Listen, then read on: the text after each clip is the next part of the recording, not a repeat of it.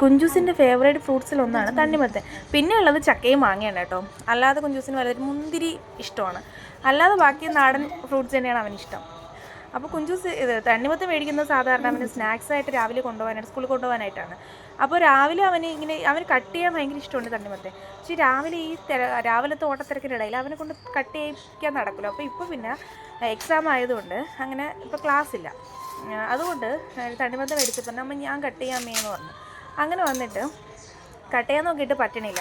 അപ്പോൾ ഒന്ന് സഹായിച്ച് അമ്മ എന്ന് പറഞ്ഞപ്പോഴത്തേക്ക് ഞാൻ ജസ്റ്റ് ഹെൽപ്പ് ചെയ്ത് കൊടുക്കുമ്പോൾ പിന്നെ അവ അങ്ങ് ചെയ്തു. അപ്പോൾ എൻ്റെ അടുത്ത് പറഞ്ഞു അമ്മ എനിക്ക് തണ്ണിമത്തേ ജ്യൂസും വേണം, എനിക്കിങ്ങനെ കഴിക്കാനും വേണം. സാധാരണ അങ്ങനെ ജ്യൂസ് അടിക്കാറില്ല, നമ്മളിങ്ങനെ കട്ട് ചെയ്ത് കൊടുക്കുമ്പോഴത്തേനും അവനങ്ങ് കഴിച്ചോളും.